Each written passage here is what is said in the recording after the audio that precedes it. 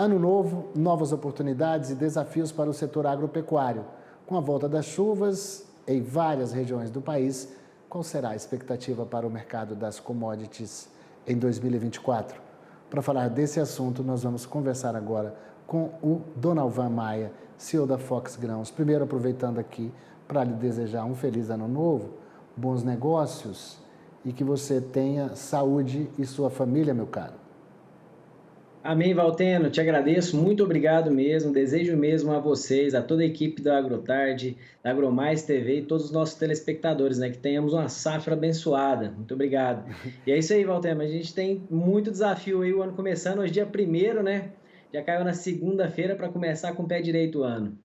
Eu soube que Goiás conseguiu aí prorrogar aí o plantio, a janela de plantio da soja, mas eu pergunto para você, já não é tarde demais ou o produtor só está apostando na soja e já esqueceu o milho? Porque eu vejo aí, quem optou pelo milho, por exemplo, mas é pouco, né, o milho de verão, acho que não chega a 20%, mas está bem desenvolvido, o milho é mais resistente, parece, que a soja. Agora, a gente está ainda diante de um cenário de imprevisibilidade, não há ainda um número sobre a perda, principalmente da produtividade. Eu queria que você dissesse, já que a gente ficou afastado aí uns dias, se evoluiu, de que forma que está evoluindo esse quadro da soja? Olha, Valteno, basicamente nosso plantio terminou. É muito mais aquela questão pro forma, de terminar realmente aquele respingo de plantio ali, de dar quase que um conforto ali para não ter problema, né, com questões sanitárias e tudo, conseguir jogar o término do plantio um pouco mais para frente, mas vamos dizer que isso aí já não faz mais verão, não faz muita diferença mais nos volumes que a gente pode observar. Então, o que a gente tem de analisar agora é realmente como que vai ser a colheita. No Mato Grosso já começou, já deu sinais de início de colheita. Nós já recebemos aqui produtores dizendo, olha, daqui 10 dias já vou começar a colher, mas essa colheita, a expectativa está muito grande em cima de produtividade, tá, Valteno? Então, assim, o veranico, o problema de seca que nós tivemos, esse El Niño forte que nós tivemos, vai começar a refletir agora. Então, assim, a gente teve um problema, não foi muita gente que virou esse negócio de, já está tarde para plantar soja, vou plantar milho. Teve isso, mas foi pouca gente. Isso também não faz verão, não faz tanta diferença assim no quadro de oferta e demanda, digamos assim.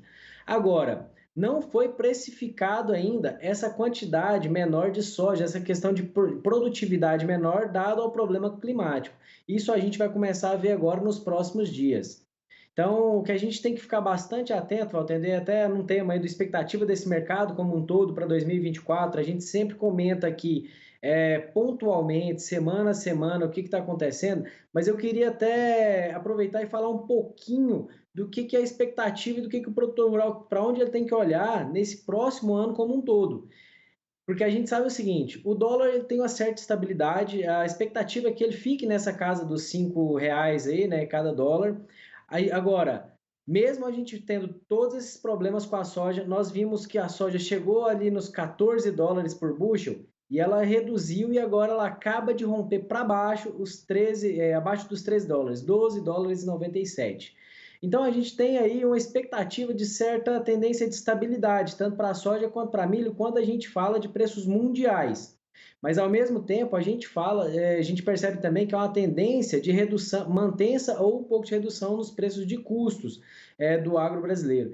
Então, quais serão as grandes oportunidades para o produtor dar uma olhada agora e ficar bastante atento e oferir vantagens nisso? São os picos. Que aí, como eu estou falando, olha, a gente teve problema de produção de soja, a gente teve, ela não está precificada porque não sabe ainda qual o tamanho desse problema.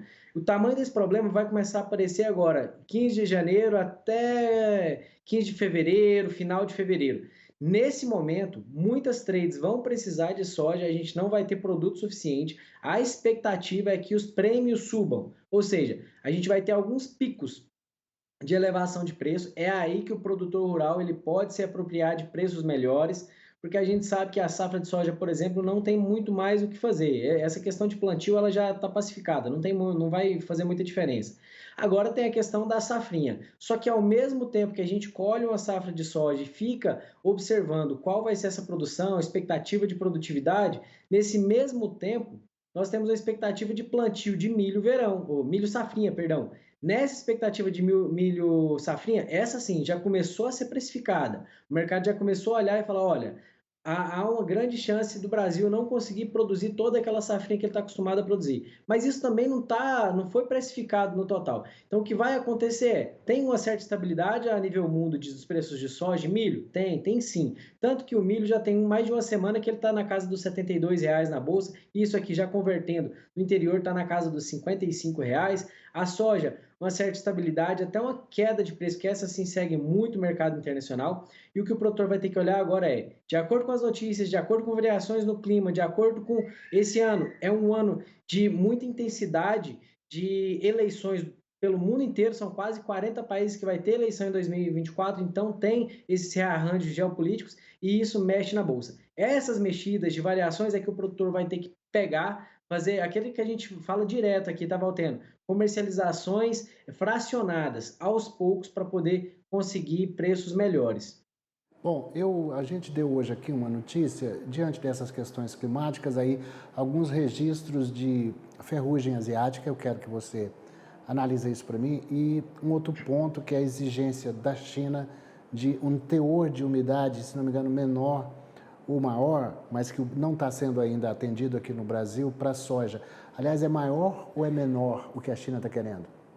É menor. Ela está querendo descer 1 grau de umidade. O que é isso? É porque a gente vendia uma soja que tinha uma tolerância até 14%. Então ela saía aqui cerca de até 13,5% de umidade. O que está caindo, essa solicitação da China é que cair 1 grau de umidade. Só que se você for imaginar, Valteno, essa umidade seria água. Então, eles estão reduzindo o teor de água, nós teremos que secar o nosso produto e o mesmo produto vai ter 1% a menos de peso. Então, para a gente vender aquela mesma quantidade, a gente vai ter que vender 1% a mais. E isso é prejudicial para quem está vendendo. Então, a gente vai ter que vender mais produto pelo mesmo preço. Então, esse é o ponto que a China está colocando agora. Em relação à ferrugem asiática, a gente chegou a tocar nesse assunto aqui e eu vi muitas pessoas falando, olha, ferrugem asiática é um negócio pacificado. Em 2004 a gente teve um problema muito grande porque a gente não sabia o que era isso e a ferrugem chegou e foi devastadora. Agora, claro, nós temos as nossas aplicações calendarizadas, os fungicidas, faz-se 2, 3 aplicações ali na soja e está ok. Agora, eu creio que e a gente já está vendo isso, expectativa reduzida de produtividade por causa de alguns casos de ferrugem asiática por um simples fato, Valteno. No início aqui da nossa conversa, você começou a falar de levar o plantio até agora, final de dezembro. Pensa bem, a gente começou a plantar em outubro, então a gente vai ter fase de desenvolvimento da soja muito variada. E aí a gente sabe que a ferrugem ela desenvolve na soja um pouco mais antiga, depois que a cultura está estabelecida ali, que começam as primeiras aplicações calendarizadas de fungicida. Só que, se a doença está acontecendo já, e eu tenho planta emergindo, com o seu primeiro, segundo, terceiro trifólio, é uma planta que está muito mais sensível. E ela pode sim ter problemas com ferrugem no início, até antes dessas aplicações de fungicida, e começa a ter redução de produtividade. Então, uma coisa vai impactar nessa diminuição dessa produtividade, viu, Alteno? Você se recorda que você até gostou da minha expressão, que você disse que não tinha ouvido quando eu falei que a montanha paria um rato, foi com relação à questão dos Estados Unidos, que a gente ficou imaginando uma perda gigante na safra americana de milho e soja. Acabou isso não acontecendo, exatamente por fenômenos climáticos. Aconteceu, mas não no nível que a gente imaginou. Então eu fico aqui pensando, será que a gente vai ter mesmo uma perda assim, como está se falando, ou será que a montanha continuará parindo um rato? Valtera, eu não acho nem essa questão nesse ponto, não. Na questão dos Estados Unidos, nós estávamos até acreditando um pouco mais que essa diminuição de produtividade aconteceria, tentando forçar um preço para cima, mas não aconteceu nada nesse período. Você pode ver aí que antes dessa alta do milho, que ele foi para a casa dos 72, ele estava na casa dos 65. Isso tem mais ou menos um mês. Mas isso começou a acontecer mesmo quando a gente começou a ver o atraso do plantio de soja aqui no Brasil, e já pensando, ó, vai ter um atraso no plantio de safrinha, tem um começo da expectativa de queda de produtividade. Beleza. Só que se você for ver antes, nos últimos 3 meses antes disso, ou seja, 4 meses para trás, até o último mês, nós não tivemos variação de preço, ou seja, realmente a montanha pariu um rato, não foi nada disso que estava acontecendo. Agora, o que a gente tem que ver é, nesse ano, eu acredito muito que a gente vai ter sim queda de produção, dada uma queda de produtividade. Eu acho que isso aí na ordem de 15% é praticamente certo da gente ter. Agora, o que a gente tem que ver é se isso realmente vai elevar os preços. Porque quando a gente tem essa expectativa, olha, vai ter uma queda, vai ter queda, diminuição de produtividade, diminuição de produção, a gente espera aquela questão de oferta e demanda e isso refletir exatamente rapidamente no preço e de forma abrupta. Só que o que a gente está esperando que aconteça não vai ser bem isso. Por quê? Os estoques mundiais eles já estão um pouco organizados, digamos assim. Nós não estamos tendo nesse momento nenhuma variação, nenhum medo muito grande de abastecimento no mundo. As economias não estão com expectativa de pleno crescimento, pelo contrário, a expectativa de aumento da economia mundial ela foi um pouco reduzida, vai continuar crescendo, mas um pouco reduzida, então começa a se acomodar a oferta e demanda. Então, essa diminuição da produtividade, nós acreditamos aqui que ela vai se refletir, Valteno, numa oferta e demanda relativa. Ou seja, o que é isso? No momento, entre janeiro e fevereiro ali, eu acho que vai ser percebido uma diminuição na possibilidade de ter soja para poder cumprir os contratos. E isso vai mexer com o prêmio, não necessariamente com as cotações. A nossa expectativa aqui é que as cotações não subam muito. Então, ela vai dar uma subida num leve momento. E o que a gente acredita que vai acontecer, Walter? A gente vai ter soja em campo, armazenada em campo. A gente sabe que um dos maiores problemas que a gente tem no Brasil é de armazenagem de logística. Então, pensa, se a gente terminou de plantar muito mais tarde, tem um plantio muito escalonado, nós teremos também colheitas escalonadas. Teremos colheitas em janeiro, fevereiro, março, abril e até maio, isso colheita de soja. Porque plantando soja até hoje não vai ter muito o que fazer. Então a gente vai ter até ali abril, certeza, a colheita de soja. E o que o mercado vai entender? Isso aconteceu ano passado com milho, tá? A gente vai ter quase que um estoque na lavoura. E o comprador, você lembra de eu falar assim, ó, o comprador está comprando da mão para a boca? Então o que a gente percebe? No início do ano, a gente sabe que muitas trades estão precisando de cumprir os seus compromissos. Por isso que a gente espera uma elevação dos preços.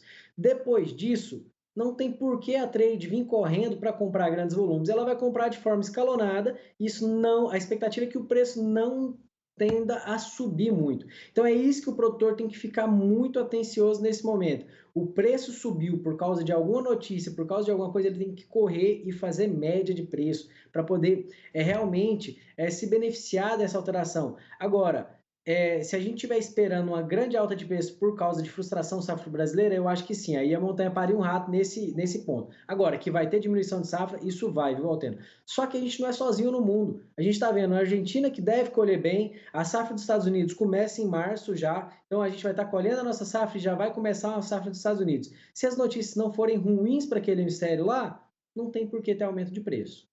Muito bem, dona Alvan, com essa sua análise, a gente encerra a sua participação nesse primeiro dia do ano, Dia Mundial da Paz, desejando a você e a todos os produtores rurais uma boa safra e que a gente tenha um ano de bons negócios com recuperação dos preços das commodities, que é o que o produtor está precisando. Um abraço, amigo. Exatamente. Um abraço, muito obrigado, um feliz ano novo a todos.